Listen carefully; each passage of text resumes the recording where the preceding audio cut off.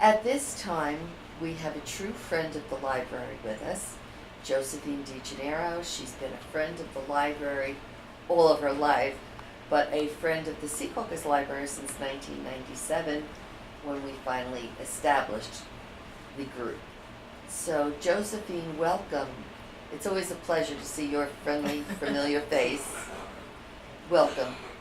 I'm just going to have a few questions for you, and you feel free to interject anything that you wish. But I know as former teachers, both you and your husband are dedicated to education.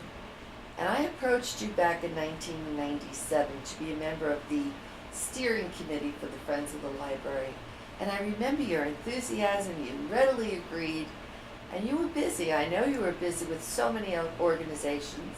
You were teaching, and yet you jumped at the opportunity. And I wondered, what made you so interested in the Friends? Well, it began when I read an article in the Home News that was identifying the need for volunteers for the literacy program. And as a teacher and as a mother and a member of the community, I had often used our library and became very familiar with it. And I was at a point where, even though I am a busy woman, I felt it was my opportunity to give back. Actually, it was during the Lenten season, and instead of giving up, as one normally would make a sacrifice during Lent, I was encouraged and thought, well, let me give something too, as opposed to giving up. And so I signed up for the literacy program, met Louise Ritberg and Kathy Steffens, and became active in that literacy program, which I found to be most rewarding. That put my foot in the door for the library, and I have not left the library since. It just motivated me to give to others, and I hope to inspire others from my modeling of what I do to volunteer themselves and to give back to this community and, of course, this fabulous library. That's great. We're never going to let you go either, Josephine, so if you had any thoughts of that, just put that away. What were some of the activities that stand out in your mind? I know we had so many, but there has to be some that stand out for you. Can you comment on Sure, that? I can. There were so many memories, and I think back to when our first days, and I know that we did so many fundraising efforts to raise money for the library, but I do remember so many of the wonderful programs. We tried to have programs for people of all ages, whether it was the children up to the seniors. We've always managed to have programs. I have a listing of so many of the wonderful things that we have done. I so clearly like to comment that we deal with and we address the past, the present, and the future. With the past, we've remembered the World War II, the Korean War, the Vietnam Veterans War. With things that were going on in the current day, we've certainly had many programs, and certainly looking to the future with technology. That's quite a challenge, and yes, I can honestly and proudly say that we are keeping up with technology and afford the community and its members the opportunity to make use of the many, many programs and learning experiences that can be had here. But we had so many wonderful programs. I remember so clearly the lovely evening, which was a piano player, and we had all kinds of different desserts. We had the Irish step dancers. Our purpose or our mission was to improve, support, and enhance the library as a cultural, educational, and informational center or hub of our community. And we so did that in so many ways, but especially the programs that were offered for all ages, for all generations. We've got it, and we continue to do so, and I'm very proud of that. I really think it is something to be proud of. When we moved into this building, the Friends of the Library donated the baby grand piano and the furnishings, etc., as you've said, but it all valued over several $100,000 with the donations that were given to us for the rooms. So I think it's a wonderful asset. You were president of the Friends of the Library, and you continue to serve with them. So it's very important to us. Let me ask you a question about the old library, since you mentioned it, the Plaza Center Library. Give us a little thought of what it was like in those days to you. Of course, now you have this one to compare it to, but what was the feeling? What was the design of that library for you?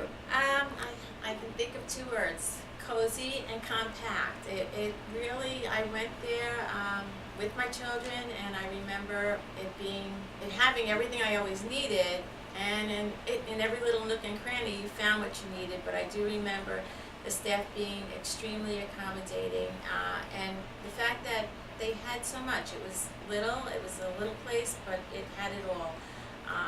And of course, to move into showcasing it in this facility goes beyond what words can say. But that old library made you feel like you had a home away from home, and in this little suburban Secaucus community, it was just the right thing to have. It was a nice kind of a library. It was right for its time, right? Absolutely. Now, your husband, Mauro DeGennaro, was the chairman of the building committee for this library. He also was a busy man, and he was extremely busy at that time. What can you tell us about him at home, what his thoughts were, and what he thought about the completion of the library? Well, his heart, as my heart, was in the library. He wore a different hat than I did. I volunteered in a different way than he gave of his time and services and commitment to our library. But this was something that was a common bond that we both shared, and it was often a topic at the dinner table, whether it was the fact that we needed to use the library or that we were excited about what was being presented at the library, or our hopes and I want to say our dream of bringing this new facility to fruition, because it was a dream. I mean, it was certainly a vision that Kathy Steffens as director shared with everyone.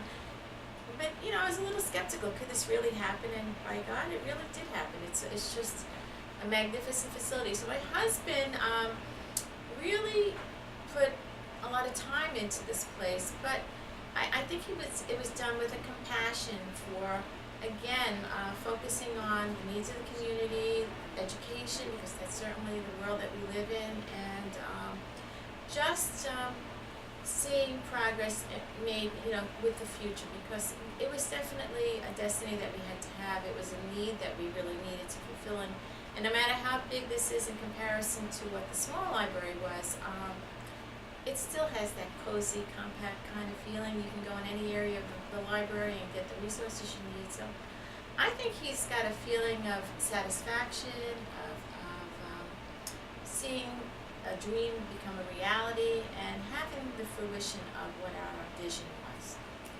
He can certainly sit back and say it was a job well done. Yes. Because he worked diligently on this library. I want to just say, I so clearly recall tapping into my children. I'm great for volunteering other people's services, I might add, but I remember when that move came and how we had to adopt a bookshelf. Yes. And everybody gave their shelf a title, and we were responsible for boxing and bagging, bringing it over, then setting it up in this new facility. And it became a family affair, and as many of the things that opportunities allowed us to involve the children and family members, that was one that clearly sticks out in my mind, that big move, and getting the family involved, making it an event that we were both excited about and glad to see come to fruition. That certainly was a community-minded event. Well, now, Josephine, you're a grandma now. Oh, yeah. Twice over. Exactly. And you're using the library in a different capacity. Yes, So tell us a little bit about the typical day in the library with you and your grandchildren. Okay, typical day. I have two grandchildren. My grandson Joseph is 5, and we started out with the Laptops program, which is offered on a Friday morning, and Miss Seal is the teacher, and she does a lot of different sing-song things, rhyming, beanbag games, all different parade march, Wheels on the Bus, all those different things. But I could see from him coming there, sitting as a little child and following the motions, to getting involved into the programs that are offered for 2-year-olds, 3-year-olds, 4-year-olds, and the culmination of it all is this wonderful end-of-the-year celebration for children when they're 4 years old. And there is this magnificent program that is now on display. We have it at the PAC Center, and you just cannot imagine. Every year it gets better and better.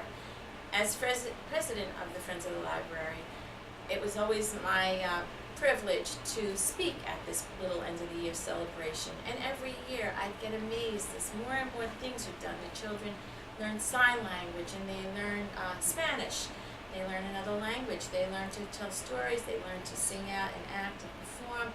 Pledge of Allegiance, colors, numbers, all of those are early childhood learning, the things that they need to know. And the skills that they come away with are just mind-boggling. And I love to look at the parents who are in awe as they watch what their children are doing and see how far they've come to grow. I had that joy and that experience with my grandson Joseph. Currently I have a granddaughter Alexandra who will be 2.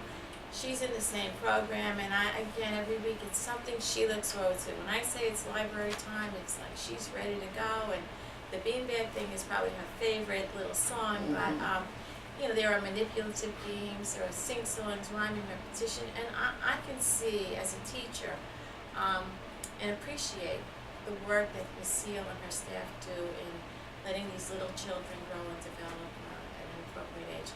It's just an amazing program, and I'm glad that I'm able to bring my grandchildren to it. It's great that you've come full circle. I Where certainly the have, Friends yeah. of the Library sponsor that program for us, and now you're actually taking part in it. We didn't. And I have to tell you, I sing the praises of the library, of course, naturally, and genuinely speaking, but I have encouraged so many people to bring their children to these programs because, and I have to say that so many people come up to me and say, oh, I don't know how to thank you.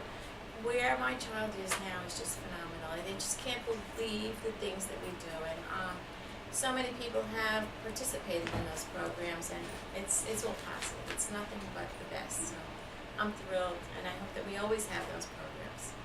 Well, Josephine, when you're older like me, you will see your own son, I know, and daughter worked here, but you'll get to see your grandchildren working as pages. I have one as a page, and I just can't believe it because it wasn't that long ago I was bringing him to story time. So we come to the conclusion of this little segment, but I always give it over to the person I'm interviewing.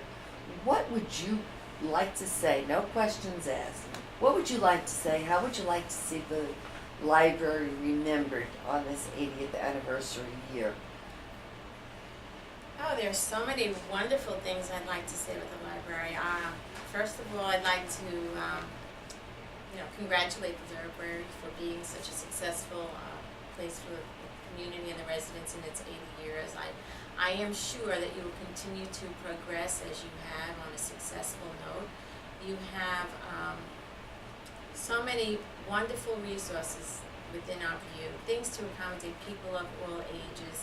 The needs of people are addressed here no matter what. And I honestly can say that I just hope that other people would be inspired to volunteer and to give back. I hope that the community, when people have the time, just come in and familiarize themselves with this library, because maybe people aren't even aware of the wonderful, wonderful resources that exist here, the areas where we can help people and expand upon for others that have a certain situation. But I honestly hope that more and more people volunteer, make use of the library, and support us in the many endeavors that we have, because we do need the community support as much as we need its involvement and participation.